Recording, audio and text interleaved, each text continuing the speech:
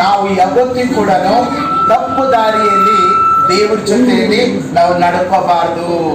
ಅದಕ್ಕೆ ದೇವ್ರ ವಾಕ್ಯ ಏನಂತ ಹೇಳ್ತದ, ಇಲ್ಲಿ ಇನ್ನೊಂದು ವಾಕ್ಯ ಹೇಳ್ತದ, ಎರಡು ದಾರಿಯಲ್ಲಿ ನಾವು ನಡಿಬೇಕಾ ನಡಿಬಾರ್ದ ಅಂತಂದ್ಬಿಟ್ಟು ದೇವ್ರ ವಾಕ್ಯ ಹೇಳ್ತದ. ಕೇಳಿಸ್ಕೊಡ್ರಿ, 24ನೇ ವಚನ 6ನೇ ಅಧ್ಯಾಯ.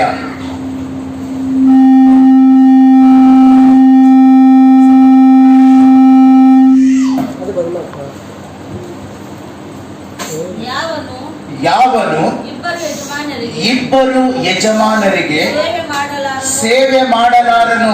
ಯಾರು ಹೇಳ್ತಾ ಇದಾರೆ? ಏನ್ ಮಾಡಲಾರನು?